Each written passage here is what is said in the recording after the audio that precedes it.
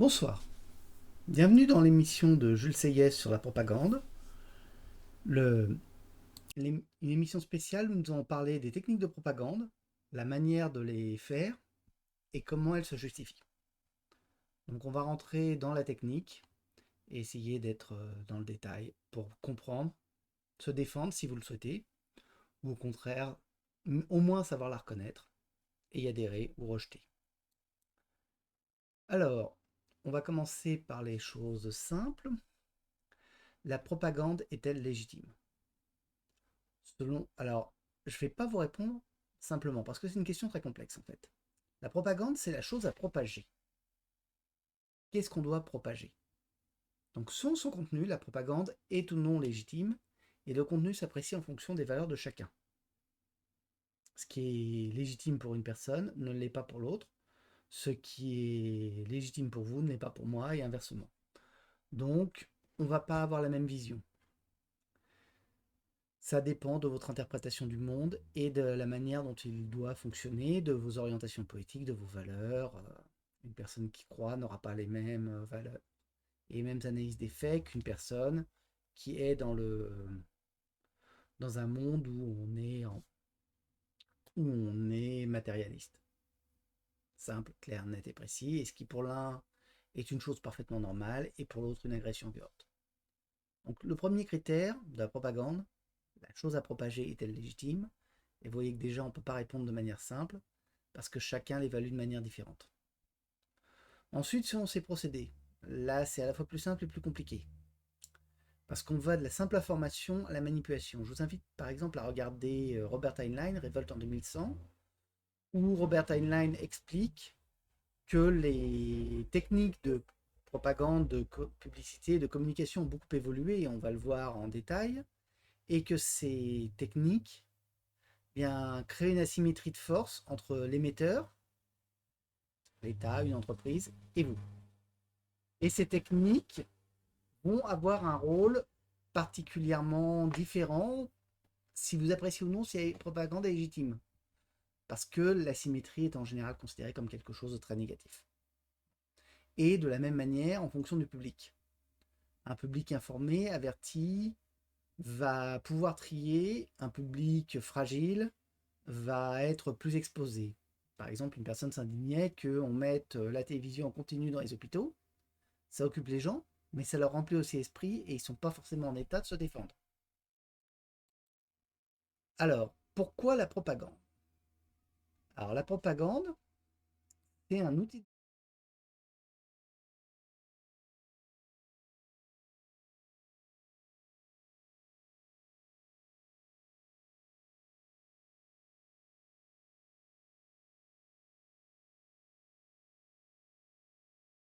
Un outil de mobilisation des ressources.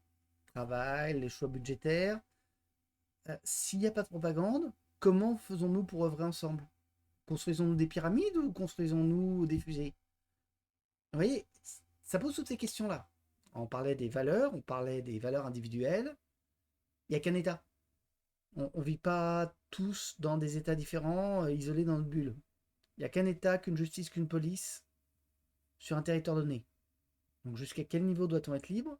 Jusqu'à quel niveau devons-nous nous consacrer aux œuvres communes? Et donc la propagande, c'est un moyen de créer de l'unité nationale, dont on a besoin pour vivre ensemble. Parce que si on ne vit pas ensemble, la corollaire, c'est qu'on risque de s'entretuer. Donc le pouvoir doit obligatoirement trouver des formes de légitimation, et encore une fois, le bénéfice de vivre ensemble en tant que société peut justifier une certaine propagande. Jusqu'où? Jusqu'à quel degré? Que peut-on faire? La raison d'État, vous vous souvenez dans le professionnel, c'est gratuit la raison d'État, enfin souvent, surtout quand on ne la paye pas. D'accord? Ça permet de couvrir aussi un certain nombre de choses, un certain nombre de saletés. Donc voilà. Alors l'État moderne est un groupement de domination avec un caractère institutionnel qui a cherché avec succès à monopoliser dans les limites d'un territoire la violence physique légitime comme moyen de domination, et qui dans ce but a réuni dans les mains des dirigeants les moyens matériels de gestion. Je vous invite vraiment à regarder ça.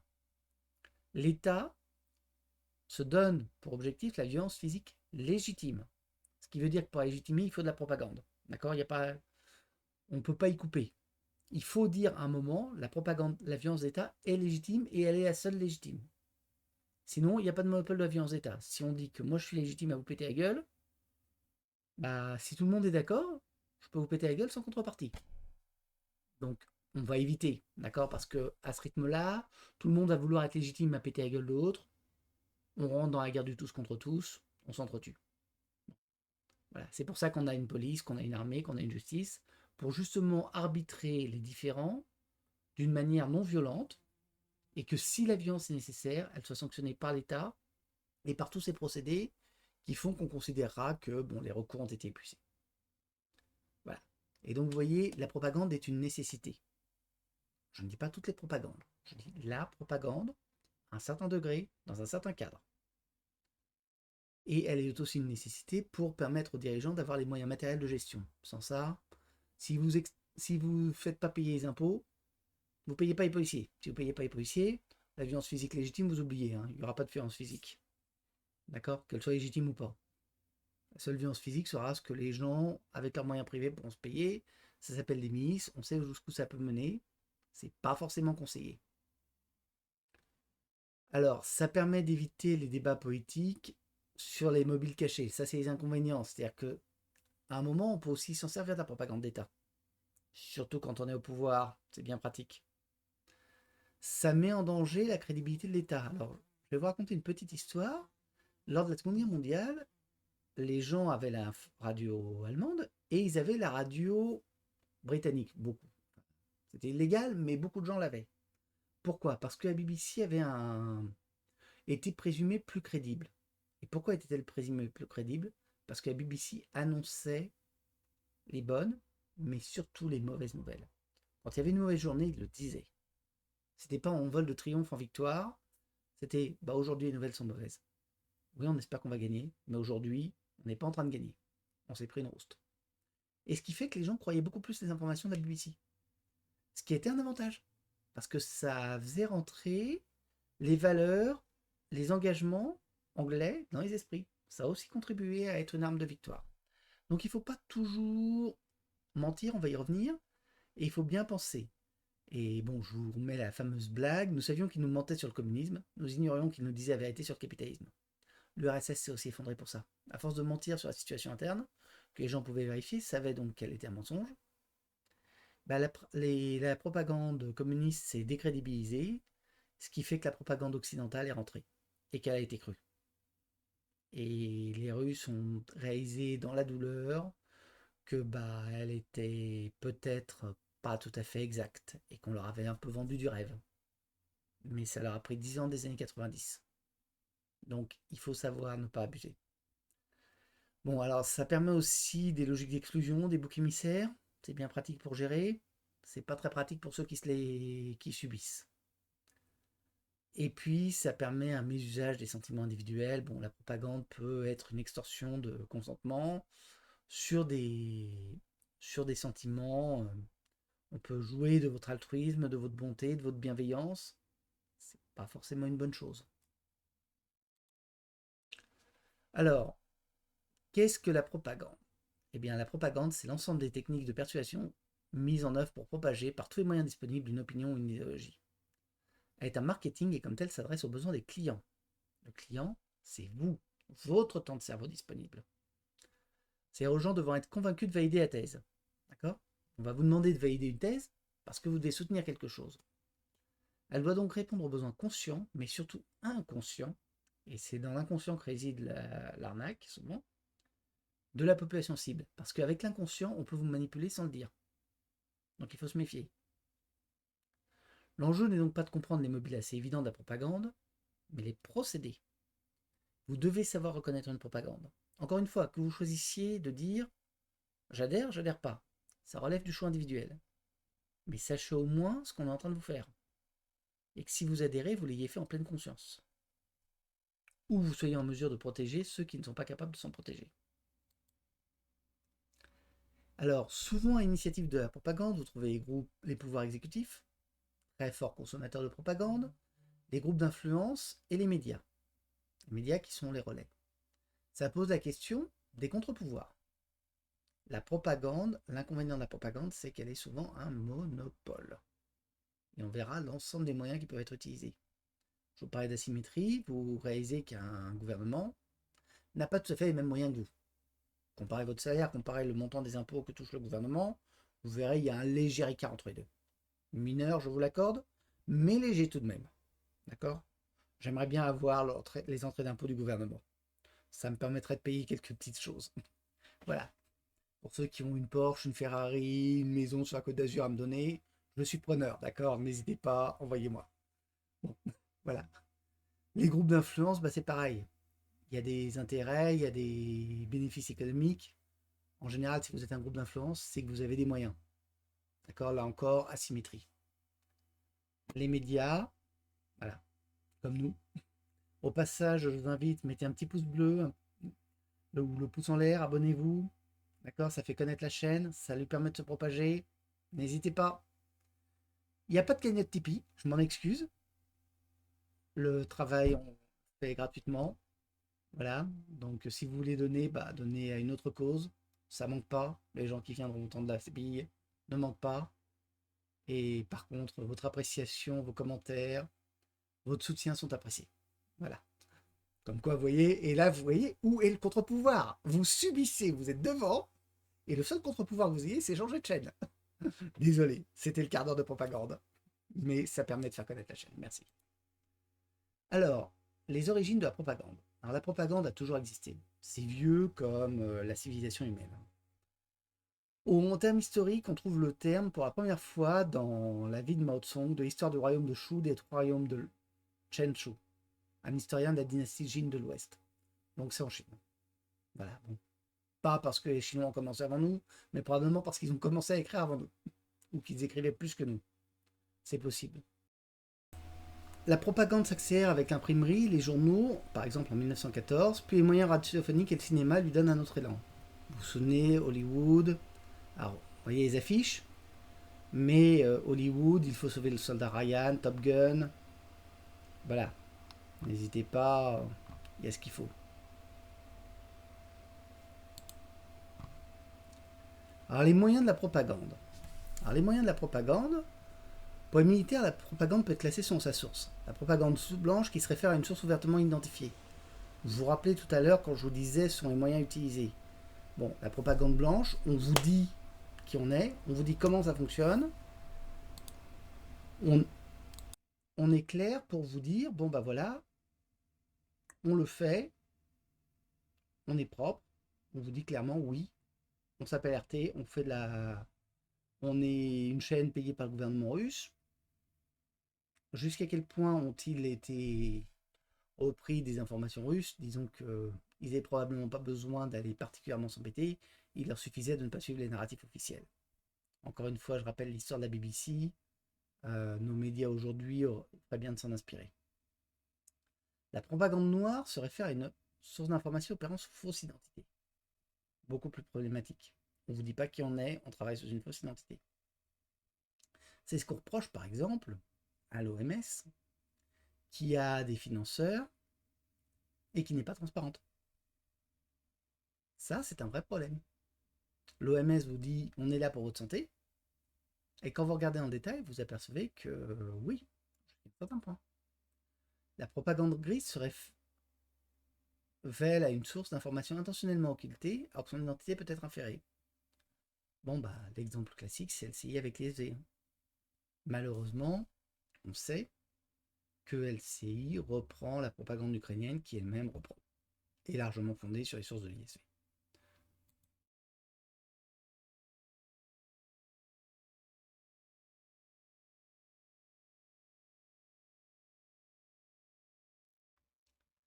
Alors, en face, comment on l'a fait la propagande? Influence médiatique, radio, télévision, presse, publicité, internet. D'abord, c'est un moyen de bombarder le message. Ça permet de passer de la masse. Ensuite, la confusion volontaire, la justification de la vente d'un produit par des principes éthiques ou inversement, promotion d'une opération humanitaire en utilisant des techniques de communication des entreprises privées. D'accord? On va vous vendre la vessie pour des lanternes, comme on dit. Ensuite, on va utiliser les champs qui sont sémantiquement valorisés. Solidarité, par exemple. Solidarité avec les gens qu'on doit aider. Hein? Qui a décidé qu'on devait les aider? Ça, c'est pas grave. L'important, c'est que vous soyez solidaire, que vous vous sentiez mis en valeur. Vous avez fait quelque chose d'altruiste. Enfin, altruiste. Oui, pour vous, c'est altruiste. Pour celui qui est l'initiateur de la propagande, c'est surtout bien utile. La manipulation de l'opinion publique à l'aide de statistiques ou de sondages biaisés. On parlera des chiffres, de la manière dont on présente les chiffres. Voilà, mais vous voyez qu'on peut faire des choses assez intéressantes. La falsification de l'image, retouche vidéo, fausses images, les informations partiales, les campagnes de diabolisation, vous voyez, les moyens ne manquent pas. Alors, revenons.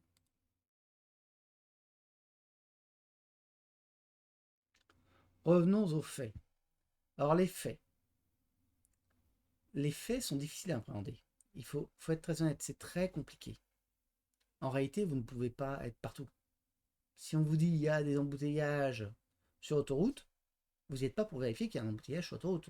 Vous croyez ce qu'on vous dit. Et ensuite, comment on va vous le représenter cet embouteillage? On va vous dire il y a 3 km d'embouteillage. Oui, pourquoi? Quelqu'un a bloqué la route? Il y a une manifestation? Il y a des tracteurs qui font une opération escargot? Il y a un accident? On a fait sauter un camion de produits chimiques? On a acheté un train sur autoroute? C'est pas la même, vous n'allez pas l'aborder de la même manière. Pourtant, on va vous dire il y a un embouteillage de 3 km.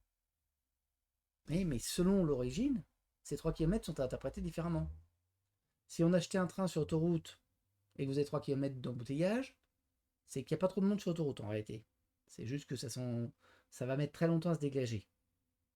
S'il y a 3 km d'embouteillage juste parce qu'il y a 3 pelés intendus avec une pancarte, ça peut se dégager très vite parce que les 3 pelés intendus, on peut les mettre de côté. C'est arrivé à certains récemment. Par contre, ça peut vouloir dire qu'il y a beaucoup de monde sur l'autoroute avant que les 3 pelés intendus viennent sur l'autoroute. Vous voyez, avec des chiffres, on peut vous mener à des conclusions différentes. Un chiffre s'interprète. Un chiffre est une construction. Et c'est souvent une agrégation de données. Quand on dit les chiffres ne mentent pas, c'est pas vrai. Les chiffres n'ont du sens que par leur construction et leur contenu, ce qu'ils représentent. Et souvent, un chiffre s'interprète en fonction de d'autres données. Je fais du contrôle de gestion. L'une des premières choses qu'on m'a appris, c'est ton travail, c'est de dire si le résultat est récurrent ou non récurrent. Si c'est récurrent, ça veut dire que le résultat que vous donnez, il va se reproduire dans les mois à venir. Selon la manière dont on apprécie ou non, on trouve que le résultat est bon ou pas, soit c'est une bonne nouvelle, soit c'est une très mauvaise nouvelle. Non récurrent, c'est la même chose. Et vous donnez un résultat formidable, oui, mais c'est non récurrent. Ah, pas de chance, c'est une fois, c'est exceptionnel, ça ne reviendra pas. Hein. Bye. Donc, faut pas s'endormir sur ses lauriers, il faut se remettre au travail. Inversement, vous donnez un résultat très élevé et vous êtes sur la conclusion, bah oui, il est récurrent parce que bah, on a baissé les prix de production, on a augmenté les prix de vente, ça va rester, ça va revenir. C'est bien, il faut juste maintenir l'existant. Pas faire de bêtises pour pas le mettre en danger. Voilà, on est un peu dans la technique, mais c'est important de comprendre et de comprendre que celui qui vous présente le chiffre, vous ne savez pas ce qu'il y a dans son esprit. Donc vous ne savez souvent pas comment il l'a construit. Et bien souvent, la première arnaque qu'on peut faire sur les chiffres, c'est de vous donner ça sous un angle de vue et en vous laissant tirer des conclusions, selon des préjugés. Alors ça nous mène au deuxième élément, le pouvoir performatif du langage. C'est-à-dire qu'on va vous laisser imaginer, on va vous donner des données, on va dire c'est un bon résultat. C'est quoi un bon résultat? 3%, 6%, 10%, 25% de résultat? Vous voyez? Ça s'interprète différemment. Ça, ce sont des chiffres. Mais vous ne les avez pas, ces chiffres-là. Donc là, vous allez tirer des conclusions par vous-même. Et chacun conclut de sa manière à lui. Il y en a un qui va vous dire à 4% c'est un bon résultat, l'autre qui à 16% va vous dire ouais c'est bien mais il peut mieux faire non? D'accord? Ramène le gaspille. Non, je plaisante un peu mais c'est une réalité. Donc il faut se méfier des affirmations qui laissent penser et évidemment, selon la manière dont on vous laisse penser, on vous amène à des conclusions différentes. Donc méfiez-vous de ça.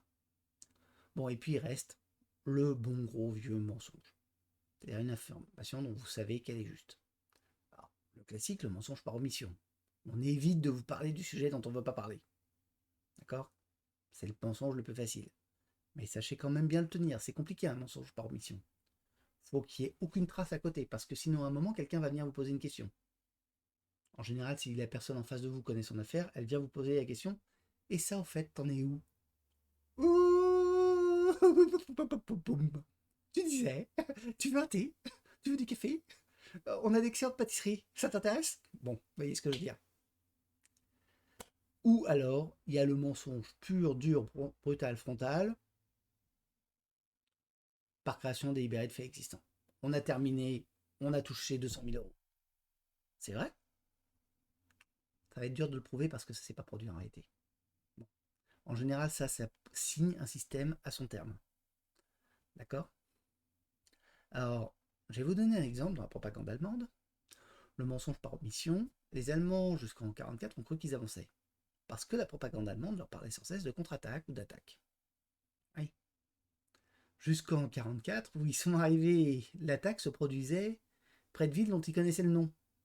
Donc autant quand c'était Dobrovsky, machin, vous voyez, on pouvait imaginer qu'on était en train d'avancer en Russie. Quand c'est devenu Königsberg, les Allemands, ils savaient où c'était Königsberg. Bon, ça c'était un mensonge par omission, on avait oublié de leur parler de l'emplacement des Glades. Et après, on a dit, bon bah, le système arrive à son terme, on a dit, bah, on est en train de vaincre parce que nous sommes les meilleurs. Non, ils n'étaient pas les meilleurs. Ils s'en prenaient plein la tête. Mais ça, ils ont évité d'en parler. Vous voyez, on peut mentir, on peut faire du bon gros mensonge. Le problème, c'est que le jour où le mensonge explose, ça ruine votre crédibilité. Alors, on va passer un peu sur les failles du cerveau, les moyens discrets d'influence. Alors, on va commencer par le préjugé. Un préjugé, ça se construit sur une émotion sur laquelle on rajoute des faits pour les asseoir dessus. Ce qui fait que vous avez une première couche d'émotion. Vous allez être donc indigné en général. En général, on fait comme ça. Et ensuite, on va rajouter. D'accord? Mais ça marche aussi très bien avec le racisme. On est les meilleurs, on se sent valorisé et autres. Et puis on va rajouter des faits pour vous faire croire que c'est rationnel comme analyse. Bon, en réalité, c'est un mode de fonctionnement standard du cerveau. D'accord? Mais vous devez le savoir et demandez-vous toujours. On a tous des préjugés en nous. D'accord? On a tous des choses. Il faut juste se dire, ok, j'ai 15 niveaux de faits au-dessus. Ce qu'il faut, c'est trouver l'émotion que vous avez en dessous, qui va vous permettre de comprendre d'où vous venez.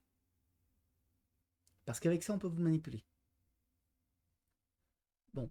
Et là-dessus, si vous voulez, on critique les médias traditionnels, mais ils ont un formidable avantage. C'est que c'est eux qui donnent le là. C'est eux qui décident des thèmes dont on va aborder. Vous vous rappelez? La Covid, la Covid, la Covid, la Covid. Du jour au lendemain, la guerre en Ukraine. Ils ont imposé un narratif. Après, il y a eu des réactions. Il y a eu des gens qui ont été à mettre un autre narratif, qui ont été à mettre d'autres opinions, d'autres explications. Oui. Mais le préjugé était déjà construit. Et il y a beaucoup de gens qui rament dessus parce que des gens se sont investis émotionnellement dans le narratif au moment où il a été créé. La ligne de départ joue un rôle. D'accord? Les médias traditionnels ont un avantage considérable, ils sont maîtres de l'agenda. Et là-dessus, les agences qui sont la source de l'information sont évidemment les premiers relais. Bon. Par exemple, l'exemple classique, c'est le 7 octobre. La propagande a bloqué un public captif. Il y a tout de suite eu une très forte communication israélienne, un média blitz considérable. On juge ça bien, on juge ça mal. On est pour ou contre Israël. On est pour ou contre la Palestine. C'est pas une question. Techniquement, dans les heures qu'on suivi, il y a eu très très vite une communication très forte israélienne qui a imposé une vision et qui a engrammé un narratif. Et ensuite, on a construit un biais de confirmation pour conserver une clientèle captive. Et on va voir ce que sont les biais. Donc il y a différents biais cognitifs. Il y a un biais de confirmation, c'est-à-dire que vous croyez quelque chose, pour sauver une nouvelle information, elle confirme votre vision précédente du monde. Le biais de disponibilité, vous êtes prêt à recevoir l'information. Il vaut mieux la placer. Là, quand je vous dis les médias ont l'avantage en étant maître de l'agenda, ils peuvent profiter du biais de disponibilité pour vous mettre quelque chose alors qu'il n'y a personne. Le biais de confirmation d'hypothèse. C'est-à-dire que vous avez déjà une vision du monde, on va vous en rajouter. C'est très proche du biais de confirmation. Mais la différence, c'est que le biais de confirmation confirme des faits que vous aviez, mais l'hypothèse, c'était vous pensiez que ça se passait comme ça. Il y a une petite nuance entre les deux. Et évidemment, le biais de cohérence. C'est plus facile de vous passer quelque chose en vous disant, en présentant une information qui est cohérente avec votre vision du monde. Je n'ai pas dit qu'elle était juste. J'ai dit qu'elle était cohérente avec votre vision du monde. Très, très, très différent comme histoire. Le biais d'ancrage, c'est un peu pareil, c'est-à-dire que on vous met des informations, on va chercher au plus profond de vous pour bien vous remettre les choses. Le problème, c'est que c'est exactement la même méthode que pour croiser les sources. C'est-à-dire que finalement, ces biais sont aussi des analyses scientifiques relativement justifiées. On verra la manière dont les historiens valident un texte, valident une source. C'est très proche.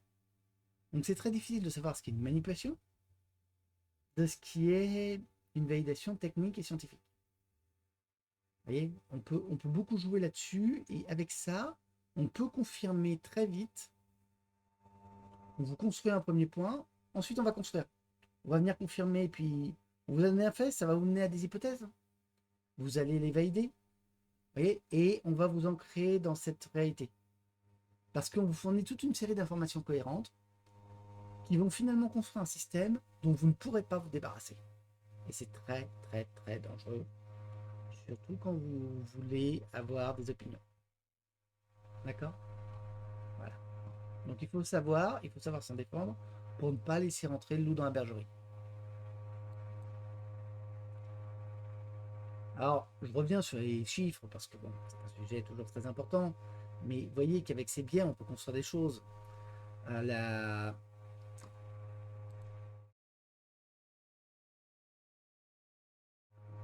L'énoncé des chiffres donne une apparence de rigueur, c'est très pratique. Les gros chiffres captent l'attention. Et vous voyez, nos troupes en Ukraine qui ira à combien? Point d'interrogation. Bon, on vous crée une première vision, et ensuite on va vous l'ancrer. Mais là, on vous donne des chiffres. N'oublions pas que la France a 7 brigades de combat en tout 75 000 hommes environ, et qu'elle est pourtant une des armées les plus aguerries d'Europe. Imaginez face à la Russie, c'est 140 millions d'habitants. Vous avez vu le glissement sémantique? Il vous mélange des soldats de ligne, des brigades et des soldats de ligne, avec une population. Il a changé d'unité de mesure entre deux. D'accord? J'avais repris cet exemple à cause de ça. C'est pas d'une honnêteté tout à fait pas faite. Pour le coup, il aurait été plus juste de dire nous avons cette brigade de combat, l'armée russe a, je ne sais plus, 60, 140, 150, enfin, je vais vous donner un chiffre faux, mais elle a un nombre de brigades de combat très élevé. Bon, aussi parce qu'elles n'ont pas tout à fait les mêmes supports, il y a plein d'explications techniques, parce qu'elle est beaucoup plus mobilisée, ou bien alors 75 000 hommes face aux 1 million d'hommes dans l'armée de terre russe. Aussi une vision. Là, on est dans des chiffres comparables. Vous voyez? Pour le coup, l'information et l'analyse qu'il donne n'était pas fausse, mais le procédé, le choix du changement d'unité, techniquement, ça pose un problème. Ça ne devrait pas se produire. Enfin, quand on est parfaitement honnête. Voilà. Bon, alors après, qui est parfaitement honnête? D'accord? On a tous nos biais de confirmation. On a tous nos visions, on veut tous faire passer notre discours. À partir du moment où vous allez dans les médias pour propager une information, vous êtes émotionnellement engagé derrière celle-ci. D'accord? Donc, péché véniel, mais il était intéressant justement par ce changement de pied qui est là parfaitement clair pour tout le monde. D'accord? Et je vous invite à bien vous méfier. Les glissements sémantiques, les changements de pied, les changements d'unité, c'est un moyen très simple de vous mettre des données en cohérence tout en bâtissant une vision. Parce que vous voyez, vous avez l'impression qu'il vous parle de données cohérentes, c'est-à-dire de nombre de soldats et d'habitants. Donc il vous donne des chiffres, mais comme ils ne sont pas dans la même unité, ils ne sont pas de même source. Donc ils ne doivent pas être interprétés de la même manière. Et bien ça, vous voyez, ça c'est une construction sur le biais de cohérence. Donc un chiffre c'est clair par sa construction, ses hypothèses, ses limites et aussi l'histoire qu'il raconte. Donc vous devez toujours, quand on vous donne un chiffre, Vous posez la question, quelles sont les hypothèses, les limites, qu'est-ce qui n'est pas pris dans le chiffre, et l'histoire qu'il raconte. Parce que la construction du chiffre peut jouer. Donc tout chiffre doit se comparer à d'autres. Un chiffre isolé est forcément mensonger.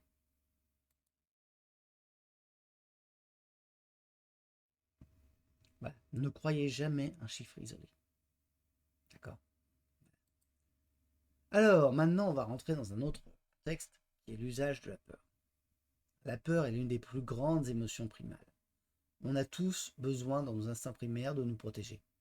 Et la peur est le premier moyen de protection de l'être humain. L'être humain se met à l'écart des sources de menaces ou supprime la source de menace. On peut faire plein de choses avec ça. Alors, les totalitarismes ont bien documenté ça, et notamment à Nuremberg, la question a été posée, comment vous avez pu faire ça? Comment vous y êtes parvenu techniquement? Parce que c'est quand même assez inimaginable. Et là,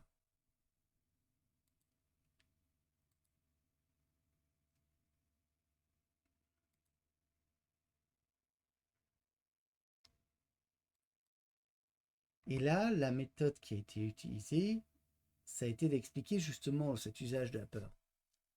Alors, on va lire les phrases pour voir un peu ce que ça veut dire. C'est très facile et ça n'a rien à voir avec le nazisme. Ça a à voir avec la nature humaine. Vous voyez, on en retombe toujours là. C'est le fondement de la nature humaine. Vous pouvez le faire dans un régime nazi, socialiste, communiste, dans une monarchie ou une démocratie. La seule chose dont le gouvernement a besoin pour transformer les gens en esclaves est la peur. Si vous pouvez trouver quelque chose pour les effrayer, vous pouvez leur faire tout ce que vous voulez. Bon, donc vous voyez, on n'est pas dans les questions de est-ce qu'on est dans telle ou telle idéologie quand Rudy vient vous raconter c'est l'extrême droite. Voilà, merci Rudy pour l'extrême droite. Mais non, c'est pas l'extrême droite. Tout le monde le fait. Tout le monde peut s'en servir.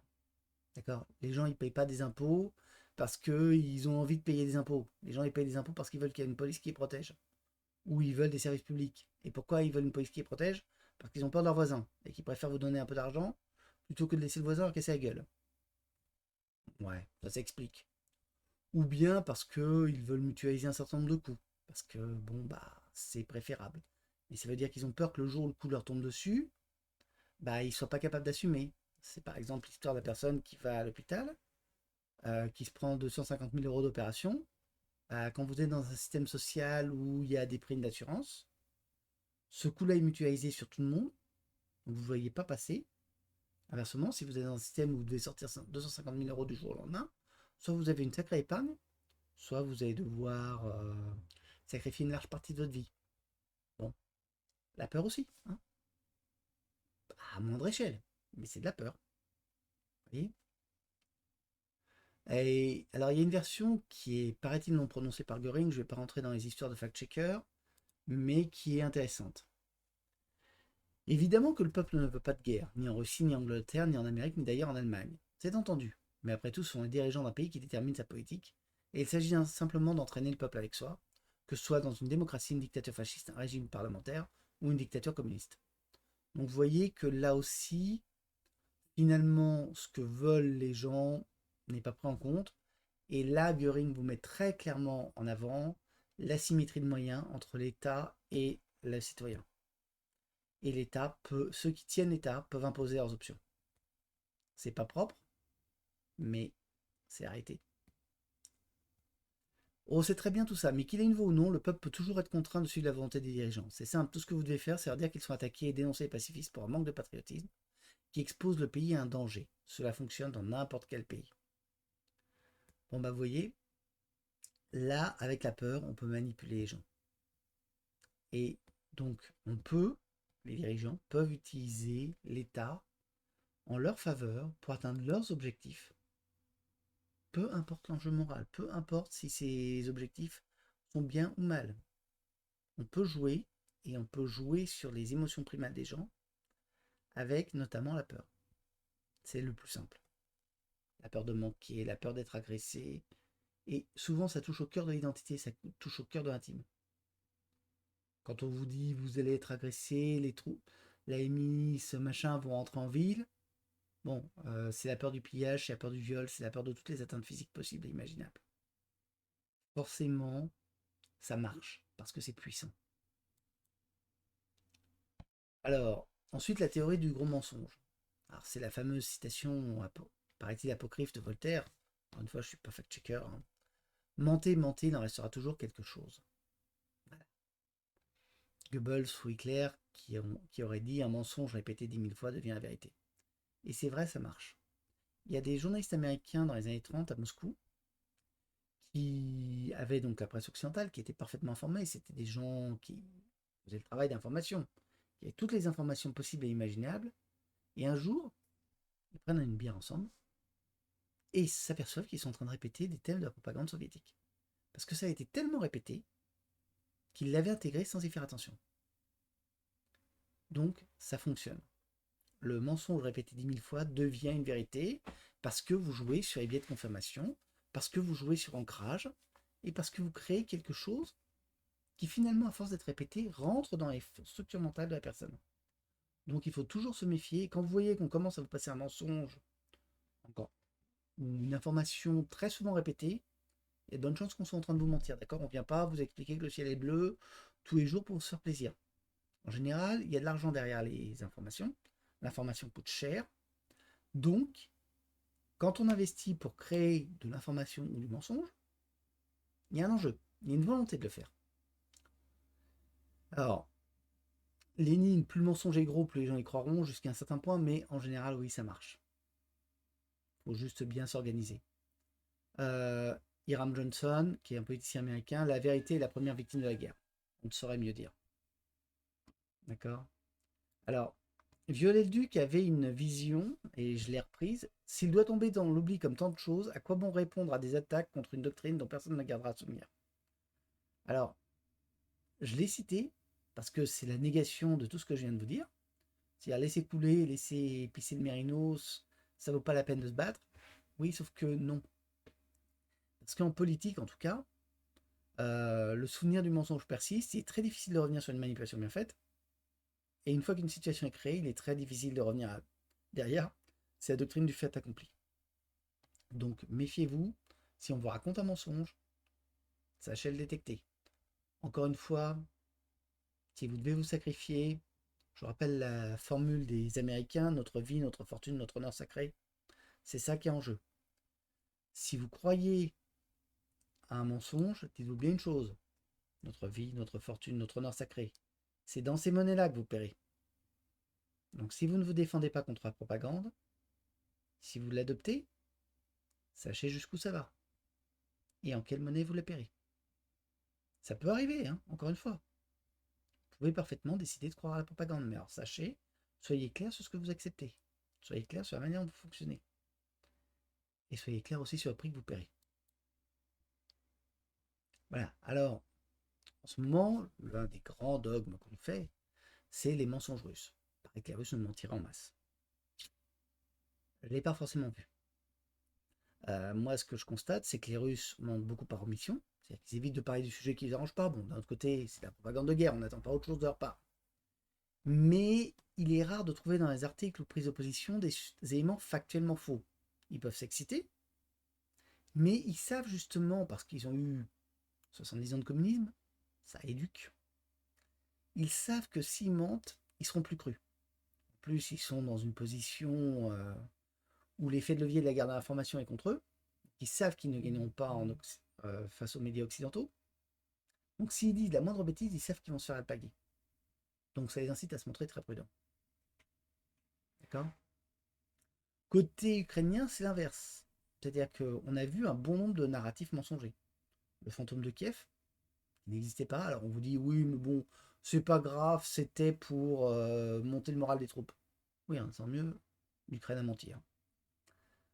Madame Denisova, qui nous a raconté des mensonges sur les atrocités russes.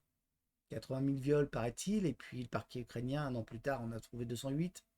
Bon, entre les deux, 79 800, ou ça viendra sûrement un jour, ou pas. Attendons mieux, la Rada a viré Madame Denisova parce qu'elle a reconnu devant la Rada qu'elle avait menti. Mais la logique du système veut qu'il continue. ça peut permettre par exemple, cet exemple, de se poser la question sur Boucha. Mais bon, je ne voudrais pas tirer des conclusions, il paraît que ça a été journalistiquement prouvé. Là aussi, histoire très intéressante, c'est-à-dire que maintenant, journalistiquement prouvé est une preuve. La dernière fois que j'ai vérifié, moi, il n'y avait que la vérité judiciairement prouvée qui s'imposait à moi. Je n'avais pas le droit de contredire une vérité judiciairement prouvée. Je n'ai pas le droit de dire Dreyfus est coupable. Non, il a été judiciairement prouvé que Dreyfus était innocent. Mais voilà, maintenant on a le journalistiquement. Les journaux ont des pouvoirs nouveaux. Les armes miracles, un classique. Souvent dans les dictatures d'ailleurs, ils ont des super armes miraculeuses. Bon, ayez peur, nous allons vous protéger. Parce que nous avons des armes miracles. Un grand classique. D'accord. Je vous invite, si vous avez un peu de temps, à regarder V pour Vendetta. Quand il y a le leader, le Premier ministre, qui dit aux médias, répéter la peur, que les gens sachent pourquoi nous sommes là. Et pourquoi nous les protégeons. Moins il crée une valeur ajoutée, ou une perception de valeur ajoutée de son action. Bon. Et puis, dernier mensonge, allez, je l'ai remis quand même, les maladies de Poutine. Il devrait être mort depuis le temps. J'attends toujours. Hein. Mais bon, apparemment, les gens qui l'ont sculpté étaient aussi doués que ceux qui nous ont parlé de la Covid. Je ne pouvais pas résister à la pique. Alors, le problème, c'est que ça permet le gros mensonge. Il n'y a pas d'arrêt. Et là-dessus, le problème qu'on a, c'est un problème de pluralisme. La pratique des plateaux sans contradicteurs devrait être limitée. Et bien sûr, les débats ont des limites en termes de clarté du discours, parce qu'il y a deux débatteurs qui s'alpaguent, qui se tapent dessus ou qui se rentrent dedans. Ils ne sont pas d'accord. Si votre débat est bien organisé, ils ne sont pas d'accord. Donc c'est compliqué. Mais d'un autre côté, ça permet d'arrêter justement les mensonges de la partie adverse avant qu'ils aient trop loin. Donc ça ne permet pas l'ancrage. Donc c'est aussi utile. Vous remarquerez d'ailleurs qu'on ne fait pas de débat aujourd'hui. Mais en justice, le principe c'est le contradictoire, pour se protéger justement autant que possible de l'erreur judiciaire, que les deux parties aient pu poser leurs opinions. On ne dit pas que celle qui a convaincu avait raison. On dit que c'est ce qu'on a pu faire de mieux. Et déjà comme ça, c'est douteux. Alors je vous laisse imaginer quand on fait des plateaux où tout le monde est d'accord et qu'il n'y a pas d'opposition. Là, c'est plus de l'erreur judiciaire, je veux dire, on est dans... Tout est fait pour avoir l'erreur. Alors, autre petite chose très intéressante, la déshumanisation. Alors, je vous ai mis deux exemples. Un poste, un individu que j'apprécie assez peu, qui vous met en avant des opposants au Bélarus. Et pour que vous soyez bien convaincu, vous avez le nom. Vous voyez, on vous met un adjectif épithète, enfin deux adjectifs épithètes d'ailleurs, négatifs pour critique adversaire. Et voilà, elle existe. Ces gens ont une existence. Et ben, je vous invite à trouver les mêmes sur les gilets jaunes. Ou bien sur Gaza. Les Israéliens ont des noms, ils ont des vies. Les Palestiniens sont des chiffres. Bon, hormis chez ceux qui défendent les Palestiniens, évidemment. Mais voilà, il faut toujours s'assurer, quand on vous présente des victimes avec une vie d'un côté et de l'autre des chiffres, dites-vous bien une chose, il y a manipulation. Et exiger qu'on rende leur dignité aux victimes, qu'elles aient des noms, qu'elles existent, pour que vous puissiez faire un avis qui soit fondé sur du réel, pas sur l'émotion. Parce que ça, c'est un moyen très puissant de créer de l'émotion. Alors, la diversion, les aimants de diversion. Alors, quand je dis basket, vous trouverez assez facilement une vidéo qui s'appelle Selective Attention et qui repose justement sur l'attention sélective. Et cette attention sélective, là, on vous met un match de basket. Alors, on va le regarder. Juste une seconde, voilà. On vous dit comptez les points dans le match de basket.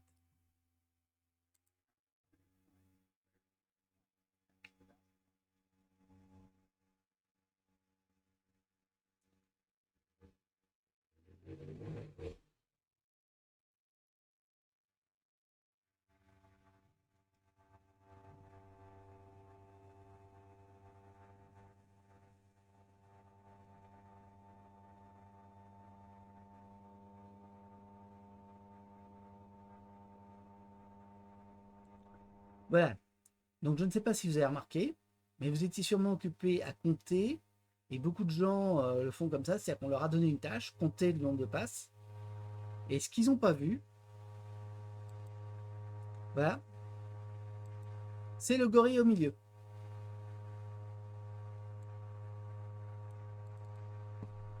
Eh bien ça, vous voyez, ça, c'est une diversion. On présente les choses et on vous passe quelque chose à côté. Alors je vous donne un exemple. Ça fonctionne par exemple avec les rôles modèles pendant la lecture. On a beaucoup dénoncé à un moment les livres d'apprentissage de lecture parce que l'élève est en train d'apprendre à lire. Papa répare la voiture, maman fait la cuisine. Et on a dit oui, mais vous mettez des rôles modèles, vous incluez les stéréotypes de genre durant une tâche où l'enfant est concentré sur autre chose et il l'intègre sans y faire attention. On peut faire ça avec beaucoup de choses comme ça. Et la diversion, c'est très très dangereux. C'est un moyen de mentir très efficace. Par exemple, on a eu Pierre Servant avec ses missiles scalp qui vous explique ce qu'est un scalp, très bien fait. Et vous aviez un petit bandeau en bas qui vous disait la flotte de la mer russe de la mer Noire coulée. Vous sortez, vous êtes convaincu que la flotte de la mer russe de la mer Noire a été coulée. C'est un mensonge, la flotte russe de la mer Noire n'a pas été coulée. Elle a subi des pertes, mais elle n'a pas été coulée. Il y a encore beaucoup de navires en état. Simplement, on a crédibilisé Pierre Servant avec un discours où il présente un missile, où tout est techniquement juste, hein, attention. Tout ce qu'il a raconté sur le scalp, aucune critique. Il a très bien fait le travail. Le mensonge, il est dans le bandeau. Et comme vous êtes concentré sur Pierre Servant qui vous explique un peu techniquement ce qu'est un scalp, ce qui est compliqué, enfin, il y a des éléments, bon, voilà, si vous ne connaissez pas, vous découvrez la structure d'un missile de croisière, bon, ça peut intéresser, ça peut détourner l'attention. Vous intégrez le bandeau, et je suis sûr que si j'avais interviewé 80% des gens qui ont regardé l'émission, après l'émission, tous m'auraient dit, bah les Russes n'ont plus de navires. Ce qui n'est pas vrai. Et vous voyez, une fois qu'on a créé cette information-là, on peut créer plein d'ancrages dessus. Les Russes sont mauvais, ils ont perdu toute leur flotte. Quand même, fallait le faire. Vous voyez? Et on peut construire tout un système d'information. Sur cette base, on met un mensonge. Ensuite, dessus, on va y mettre qu'on est meilleur, parce qu'on est autant quand même, mince, on est les Occidentaux. Euh, on est bon. Vous voyez, une toute petite charge émotionnelle. Et dessus, on va rajouter tout un tas de données. Et une fois que ce sera fait, vous aurez du béton armé que vous ne pouvez pas casser. Parce qu'après, il faut aller tout piter, morceau par morceau. Et ça, c'est très exactement de la propagande. D'accord? C'est un chef-d'œuvre de propagande, cette vidéo. Je vous invite à vous méfier de ce genre de méthode, parce que ça fonctionne à la base d'une diversion, sur laquelle on crée un biais d'ancrage. Sur la base de ce biais d'ancrage, on étend le système, et après ça, allez récupérer le morceau. Alors, autre procédé que nos médias adorent, l'argument d'autorité. C'est un mode de raisonnement rhétorique qui s'appuie par citation ou simple référence sur une personnalité connue pour renforcer son raisonnement. Bon, ben c'est simple, hein, le docteur machin a dit que. Ah, merci, docteur machin. Le docteur machin, il n'a pas d'intérêt, il n'a pas d'enjeu, il a. Non, non, non, le docteur machin. Comme il est docteur, il est fiable, il n'y a pas de question. Tais-toi, poète, poète. D'accord? Bon, il correspond à une abdication de la liberté individuelle envers le plus diplômé que soit. C'est une négation du bon sens au profit de la certification. Le problème, c'est que la certification est une preuve de civilisation si elle n'est pas vérolée. Et c'est là qu'est tout le problème. C'est que la confiance est à la base de la civilisation. Donc, grâce à ça, on peut lourdement abuser des structures mêmes de la civilisation. Parce que la civilisation, ça veut dire d'avoir confiance. La première confiance que vous avez dans la civilisation, c'est que vous avez confiance dans le paysan qui va vous ramener du blé pour faire du pain. Et que le boulanger vous préparera du pain. Base de la confiance. Vous ne posez pas de question. Vous savez que demain, vous allez à la boulangerie, vous trouverez du pain. Vous ne posez même pas la question. Et pourtant, c'est pas un miracle quotidien. Il n'y a pas des paysans qui se lèvent tous les jours, qui récoltent une fois par an. Pas 10, hein. Une fois par an, il y a une récolte par an, 2 à la rigueur, selon les endroits. Et ensuite, c'est stocké. Ce stockage doit être livré à la bonne date aux minoteries, qui en font de la farine. La farine doit être livrée chez le boulanger, qui en fait du pain. Et le boulanger doit se lever à 5 heures. Vous lui faites confiance pour se lever à 5 heures du mat. Ou même plus tôt d'ailleurs, à 3 heures du mat. D'accord? C'est pas un métier facile, boulanger. Bon, voyez, cette confiance-là, il faut l'avoir. Parce que vous n'allez pas vous demander tous les jours, vous n'allez pas vous coucher le soir en vous disant, est-ce que le boulanger va se lever ce matin? Est-ce qu'il a été livré? Est-ce que...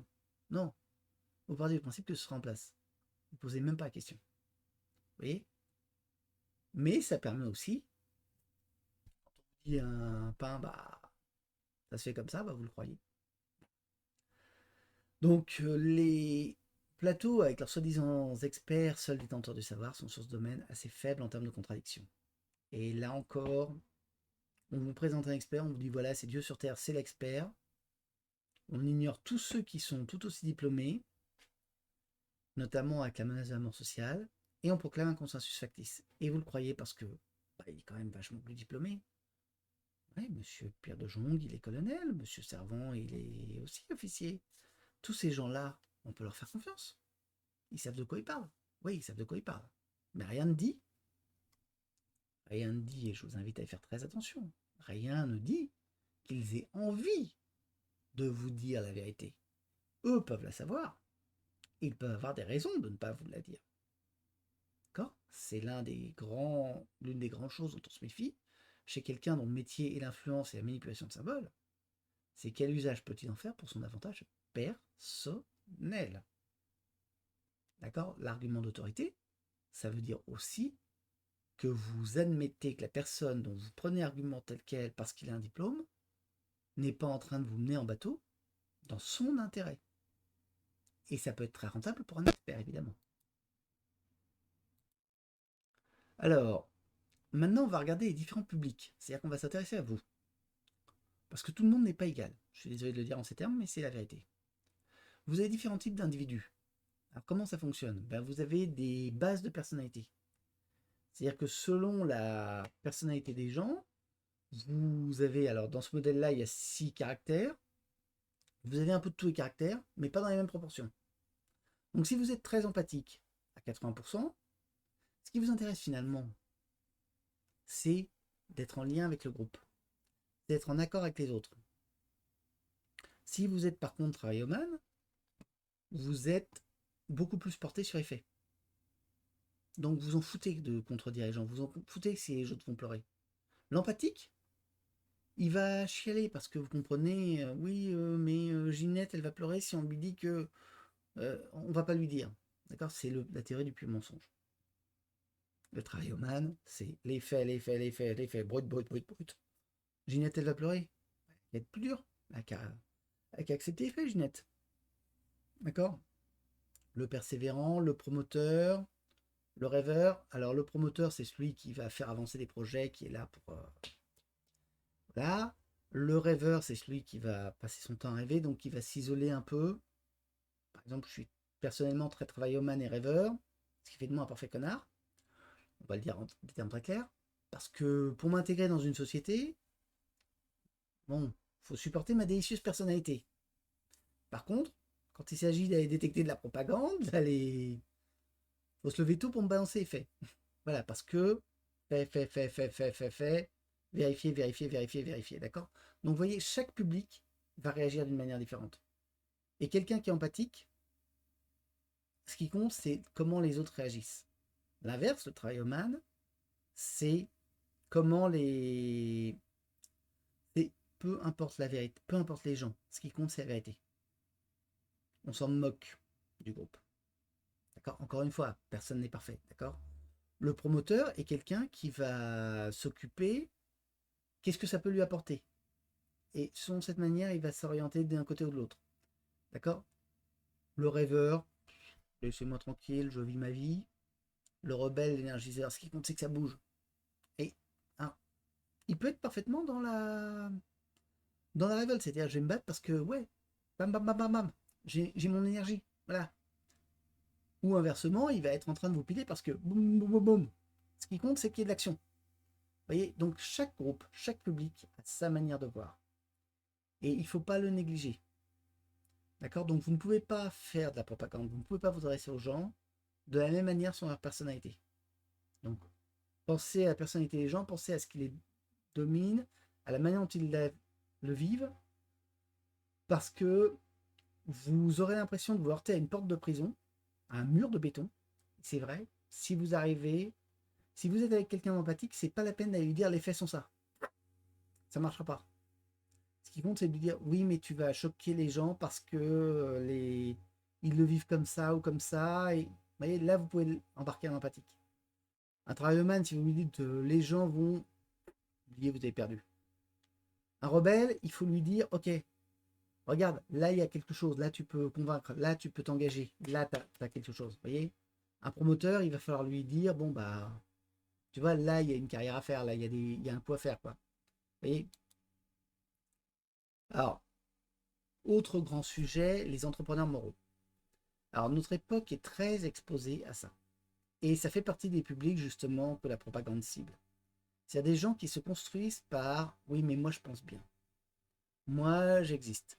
Alors, c'est notamment une thèse de Schumpeter qui disait le capitalisme c'est génial, c'est le meilleur système qui existe, mais le capitalisme va mourir. Et pourquoi il va mourir? Il va mourir de son succès.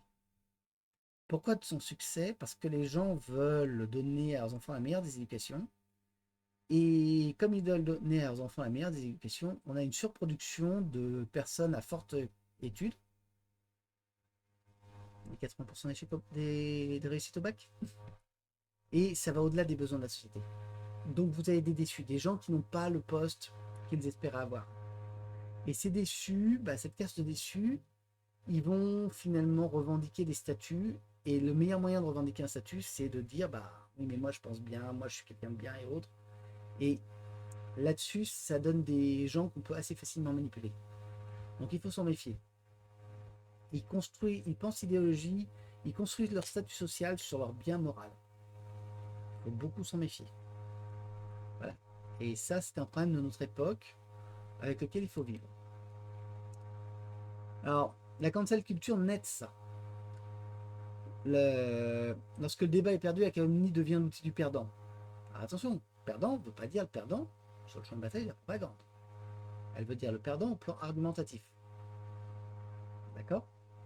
Donc vous n'êtes plus capable d'argumenter, oui, mais vous calomniez. Et comme il y a beaucoup d'entrepreneurs moraux qui sont ravis de vous suivre, vous pouvez vous trouver une chambre d'écho.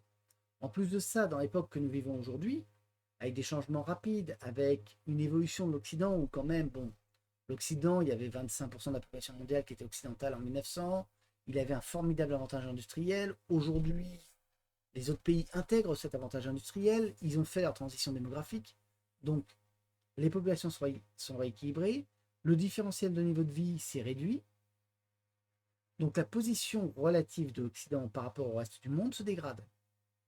C'est pas bien, c'est pas mal, c'est un fait matériel, et c'est un fait, et vous voyez là, vous voyez que je suis un travailloman. Je vous dis, c'est un fait matériel. Pensez à celui qui est empathique. À celui qui est empathique, lui, il est en train de dire, ah mais ça inquiète Ginette, ça inquiète mes copines. Oui. Et de fait, oui, ça va inquiéter les gens. Et donc les gens ont besoin de se rassurer avec un consensus. Et un consensus contre les méchants, les mauvais, Vous voyez, les boucs émissaires, c'est bien pratique. Parce que là, d'un coup, ah ouais, mais bon, toi, tu penses mal. Vous voyez. Donc il faut se méfier de ça. Et c'est la base de la cancel culture, elle est là. Elle est dans cette peur et dans cette masse de personnes qui se construisent sur l'idéologie. D'autant plus qu'aujourd'hui, comme l'Occident, enfin nos sociétés modernes, ont quand même une productivité de travail assez élevée. Il y a beaucoup de gens qui peuvent avoir des travaux, on va dire, plus idéologisés. Il y a beaucoup plus d'employés d'État, il y a beaucoup plus de gens qui travaillent dans des associations. À une époque, tout le monde était en train de trimer à gratter à terre, il n'y avait pas d'entrepreneurs moraux. D'accord. C'était bon, on informait les gens, mais voilà, il n'y avait pas besoin d'aller plus loin. Aujourd'hui, il y a quand même beaucoup de gens qui se consacrent à ça, qui sont portés sur l'idéologie et autres. Donc voilà, il faut le prendre en compte. Alors maintenant, on va rentrer dans la mécanique quantique de la propagande et le système médiatique. Alors, on part d'en haut en fait, la haute bourgeoisie qui détient le capital économique. Avec ça, elle peut financer les campagnes. Donc elle finance les partis politiques, les ONG, les candidats. Soit directement, soit indirectement. Eux vont avoir le pouvoir. Donc avec le pouvoir, ils peuvent donner des subventions, des concessions au système médiatique.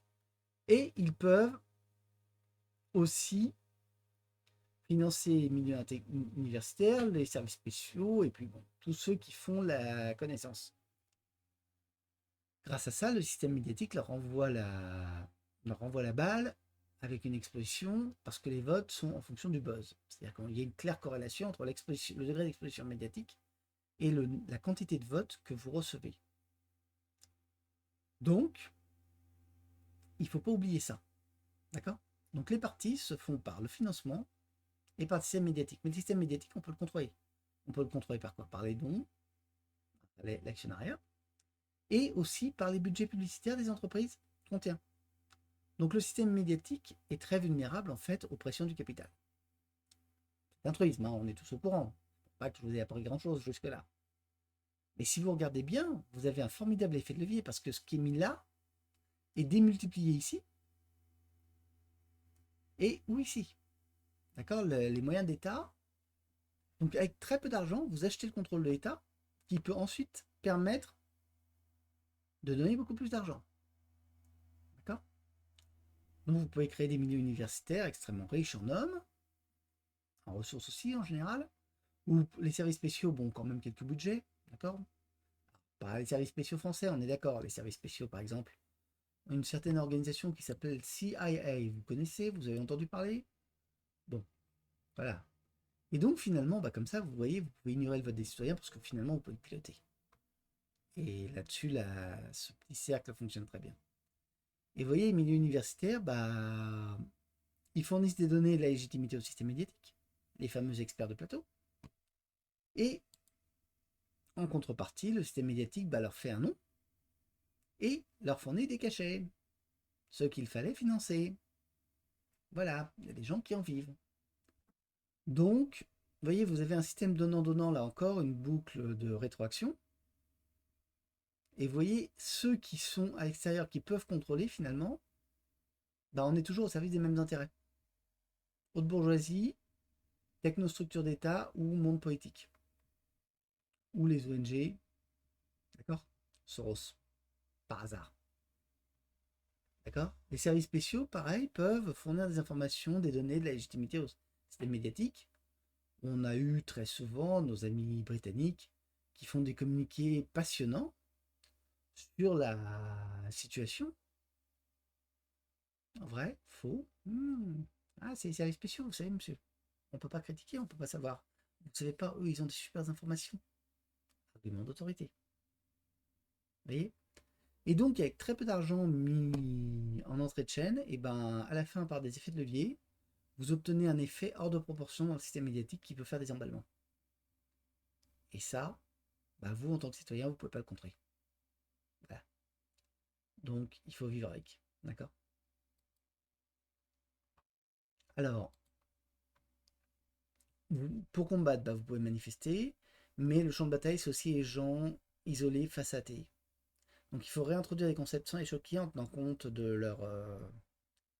leurs orientations, de leur manière de percevoir, pas trop les brutaliser. Alors, bon, accessoirement, vous trouverez deux de mes romans, Pâques Ukraine, L'ambassadeur, qui est bâti sur la propagande de guerre, pour leur faire apprendre à analyser les cartes, les statistiques, s'intéresser au non-dit, ou La révolte de Heyman, qui montre comment on crée une révolution de couleur. Vous trouverez techniquement comment ça se fait. C'est des œuvres de fiction, donc vous n'êtes pas en train d'aborder, c'est pas le Sharp.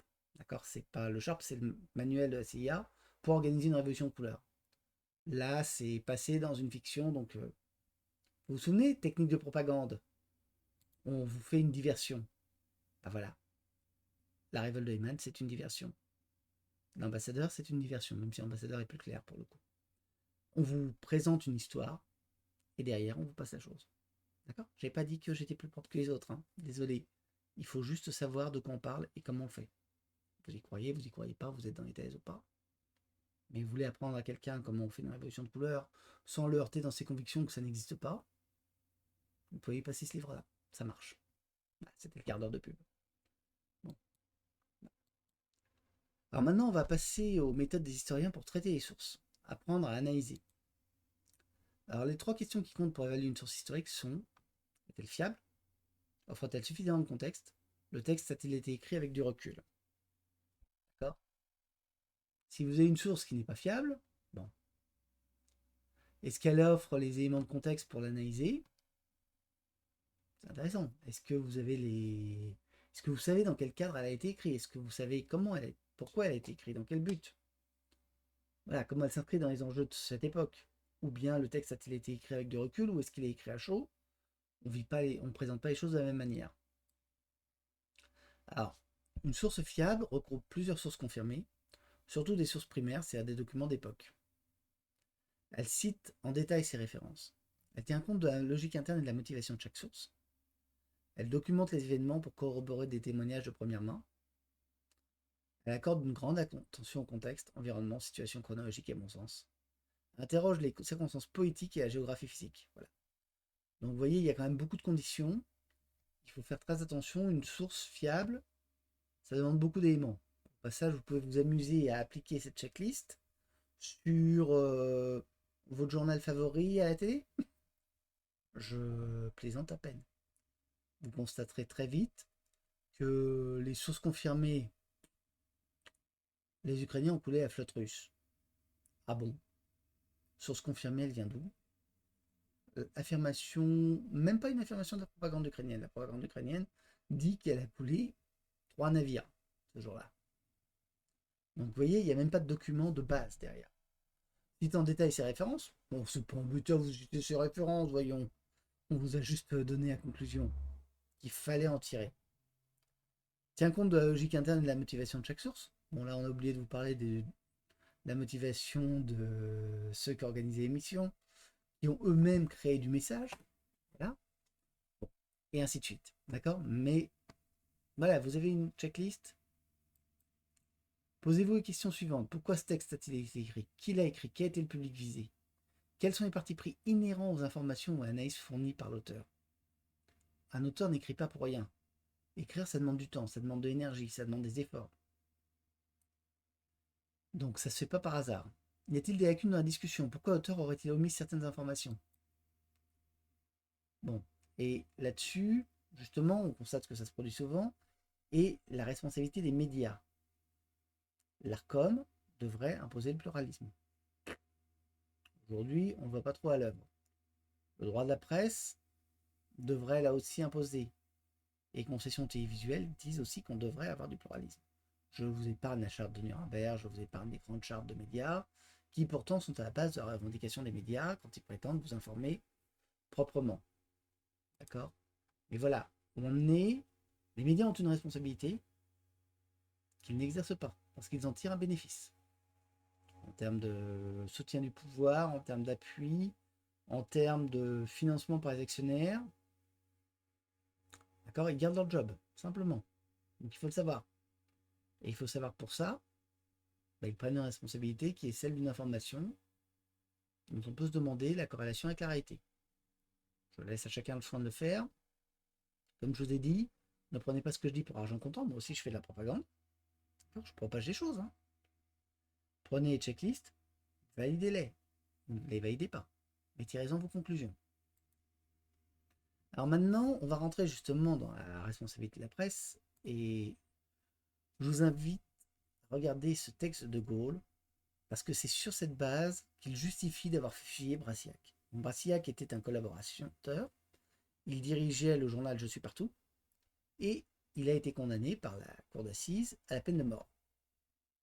Et De Gaulle le justifie de la manière suivante. N'oubliez pas que De Gaulle avait commué la peine de Pétain en détention à la perpétuité. Donc on pouvait penser que Brasillac bénéficierait d'un traitement au moins égal. Et donc De Gaulle est très sévère. Un intellectuel n'est pas moins, mais plus responsable que les autres. Déjà, vous voyez, il ne le place pas au même niveau. Il est un incitateur. Il est un chef au sens le plus fort. François Mauriac m'avait écrit qu'une tête pensante ne doit pas tomber. Et pourquoi donc ce privilège? Une grosse tête est plus responsable qu'une tête de piaf.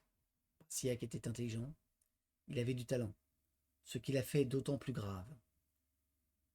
Vous voyez, l'argumentaire, il a les moyens, il les a exercés dans une direction, et il l'a fait délibérément. Son engagement dans la collaboration a renforcé les nazis. Un intellectuel n'a pas plus de titres à indulgence, il en a moins, parce qu'il est plus informé, plus capable d'esprit critique, donc plus coupable. Je pense que cette phrase devrait être inscrite en lettres d'or à l'entrée de tous nos médias. Les paroles d'un intellectuel sont des flèches, ses formules sont des balles. Il a le pouvoir de transformer l'esprit public. De quoi parlons-nous depuis le début de cette émission. Il ne peut pas jouir des avantages de ce pouvoir-là et en refuser les inconvénients. En violeur de la justice, il doit payer. Je pense que tout est dit dans ce paragraphe. Ça s'applique aux journalistes, aux intellectuels, aux essayistes, à tous ceux qui prétendent avoir les moyens de vous inciter à penser d'une manière ou d'une autre. Et encore une fois, ne me croyez pas. D'accord? Je suis engagé, je fais de la propagande, j'ai une vision. Par contre, je vous donne des checklists, vous pouvez les utiliser.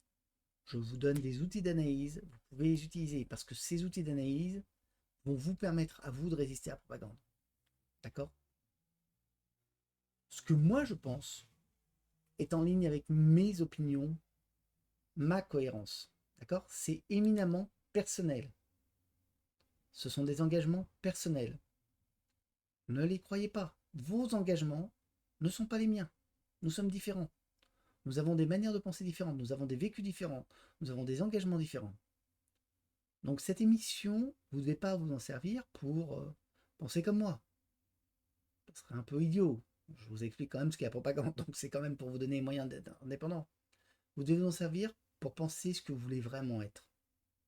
En sachant aussi, comme dit De Gaulle, quand vient l'heure de la justice, il doit payer. C'est-à-dire que les positions que vous prenez, vous devez être capable de les assumer. Et je vous rappelle la formule américaine, notre vie, notre fortune, notre honneur sacré. Brasillach a tout perdu. Sa vie, sa fortune, son honneur sacré. Il est mort comme un chien dans les fossés du château de Vincennes. Fusillé, rejeté par la France. D'accord? Qu'on soit très clair. La vieille formule romaine, de Brennus d'ailleurs, vae victis. À un moment ou à un autre, un camp perd. On a vécu pendant très longtemps dans un monde où il n'y avait pas de perdants parce qu'il n'y avait pas de vraie punition. Ça ne sera peut-être pas éternel. L'Occident est en train de perdre son ascendant. À un moment, il y aura des coûts. Ces coûts devront être payés, ils devront être assumés. D'accord? Et quand les coûts devront être assumés, les gens demanderont des comptes. D'accord? Je ne cite pas Brasillach, le sort de Brasillach par hasard. Donc, sachez ce que vous faites, sachez prendre les outils, sachez aussi y réfléchir profondément. C'est un engagement dont vous devez pouvoir répondre. D'accord? Je vous rappelle ce fameux livre d'Heinlein dont je vous ai parlé au début, Révolte en 2100. À un moment, justement, le héros gagne la résistance et on lui propose un travail de tueur. On lui dit voilà, on veut pas de rebelles qui sont prêts à être généraux mais qui sont pas prêts à écurer les chiottes. Tu dois être capable d'accepter, si tu t'engages vraiment dans notre camp, tu dois être capable d'accepter le déshonneur, tu dois être capable de tout sacrifier. D'accord? C'est très américain comme conception. Mais il faut y penser. La propagande, vous pourrez vous réfugier derrière en disant ah mais LCI m'a désinformé ou machin m'a désinformé. Ou... Peut-être, mais vous avez choisi de les écouter. Vous avez choisi de leur accorder du crédit. Pensez-y. D'accord? C'est ni une menace ni un fait, c'est juste l'histoire est tragique. Nous avons été pendant 70 ans protégés du tragique de l'histoire. C'était très bien et c'était une période heureuse. Je ne suis pas sûr que cette période heureuse continue. Donc, pensez, pesez vos actes et utilisez vos moyens pour être libre, pour que si un jour on vous demande des comptes, si un jour par malheur la situation en arrivait à un point où on demande des comptes aux gens, puissiez au moins vous dire oui, j'ai fait mes choix en conscience. Alors, on va juste pour terminer, on va repasser sur les 10 principes de la propagande de guerre. Je pense que tout le monde les connaît, mais bon. Henri Guillemin disait les 10 principes quand on veut faire une hagiographie, on prend tout le bon, quand on veut faire une critique, on prend tout le mauvais. Bon, les 10 principes de la propagande de guerre, c'est un peu ça. C'est-à-dire qu'on prend dans ce qui est quand même une situation très horrible, parce que bon, on tue des gens, on fait des choses moralement horribles en temps de guerre, on essaie de prendre tout le positif de son côté et de mettre tout le négatif sur l'autre. Alors, nous ne voulons pas la guerre, le camp adverse est seul responsable de la guerre, vous voyez? Après le positif, non, on ne la voulait pas. C'est l'autre qui est responsable. D'accord? C'est un peu gamin, mais bon, après tout, hein, faut pas s'en priver. Le chef du camp adverse a le visage du diable ou la faute de service. Oui, alors, là, c'est un peu gamin, je suis désolé, mais ça marche apparemment. Le chef du camp adverse, c'est la fraude de service, c'est le vilain, c'est le méchant. D'accord, bon. Je vous rassure, hein, la propagande allemande, on a balancé sur Churchill et Roosevelt. Hein. D'accord. Faut pas se. Si vous voulez savoir, il y avait des critiques. Bon, sur Staline, ils avaient la partie facile. Mais sur Churchill, ils ont trouvé. Sur Roosevelt aussi. C'est une noble cause que nous défendons et non des intérêts particuliers. Bah, regardez, le Troisième Reich, il défendait la cause de la civilisation européenne. Il défendait la cause de l'homme arien, la pureté raciale. Cause noble. Les Russes défendent, enfin les Soviétiques défendaient la cause du communisme. Noble cause eschatologique. Et les Anglais et les Américains défendaient la cause de la démocratie libérale. Noble cause aussi. C'est dingue comme tout le monde devient noble en temps de guerre. Je me moque un peu, mais c'est une réalité. L'ennemi provoque sciemment des atrocités. Si nous commettons des bavures, c'est involontairement. Bon, ben voilà. Atrocité, bavure. De poids, de mesure. D'accord.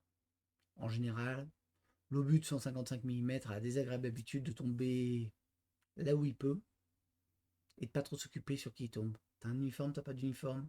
Bon, t'es mort. Éparpillé. Voilà. Mais bon.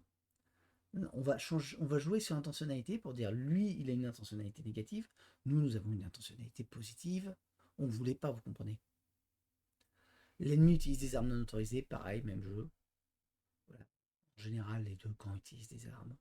Simplement, on va prohiber celle où l'ennemi a un avantage et dire que les nôtres sont parfaitement nobles et morales. C'est comme ça qu'on a interdit l'arbalète, hein. Parce que la chevalerie n'aimait pas l'arbalète qui remettait en cause son monopole. Donc, c'était une arme interdite. C'est une arme atroce, l'arbalète. Vous savez tous que c'est une arme atroce. En tout cas, je l'espère. C'est une arme qui tue des nobles. Vous voyez. Par contre, le noble qui, dans sa cuirasse, chargeait les paysans qui venaient se révolter parce qu'ils avaient faim, le fameux pot de terre contre le pot de fer, contre le pot de fer a écrasé le pot de terre, ça c'était noble. En tout cas, bon, c'était pas grave. Nous subissons très peu de pertes, les pertes de l'ennemi sont énormes. Alors là, le problème de cet argumentaire-là, c'est qu'en fait, il conduit très vite à faire des erreurs. En pratique, historiquement, on sait que les revendications de pertes sont toujours surévaluées. Un peu, beaucoup. En arme aérienne, où pourtant on voit l'ennemi, la procédure française qui était très bonne, on avait une surévaluation de 30 à 50%. Dans Migalais, on dit qu'il y a eu des surévaluations de 8 à 10%. D'accord, juste comme ça que vous ayez une idée. Donc quand on vous dit l'ennemi a beaucoup de pertes, oui, on prend les revendications, on somme les revendications, on dit regardez, l'ennemi a énormément de pertes. Nous par contre on prend que les chiffres certifiés, et vous voyez, bon, il n'y a pas beaucoup de pertes. Le rapport est bon. Il faut savoir qu'en face, ils font la même chose. Et qu'ils auront un rapport à leur faveur. D'accord. Je vous invite, si vous, là encore, si vous avez le temps, la fin du film La bataille d'Angleterre, le ministre de l'air appelle l'Air Marshal et lui dit vous avez vu, les chiffres allemands, ils contredisent les nôtres. Et l'Air Marshal lui répond mais très fatigué monsieur, j'en sais rien, je m'en moque. Si nous avons raison, demain ils ne viendront pas. Si nous avons tort, dans une semaine ils seront à Londres. Bon, voilà. Donc il faut regarder en fait le contexte. Est-ce que c'est vrai, est-ce que c'est pas vrai? On raconte n'importe quoi, mais est-ce que sur le terrain, ça se traduit en ligne avec ce qu'on raconte? C'est souvent ça le juge de paix. Donc regardez la carte, regardez les informations techniques. Une armée qui subit des pertes ne se comporte pas comme une armée qui en subit peu. Les artistes et les intellectuels soutiennent notre cause. Oui, encore une fois, l'État peut attribuer beaucoup de subventions. Les artistes et les intellectuels ont très intérêt à soutenir la cause du gouvernement. D'accord. Il y a eu des cas, par exemple au Vietnam.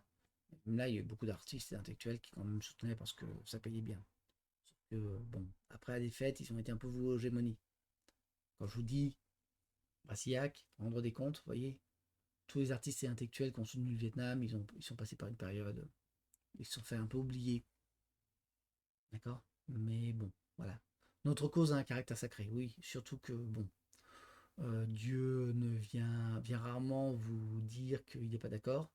Donc la cause a toujours un caractère sacré. Il y a un chant de marche allemand qui s'appelle Gott mit uns. D'accord, ça dit tout. Gott mit uns, Dieu est avec nous. Je vous rassure, hein, Dieu est avec tout le monde.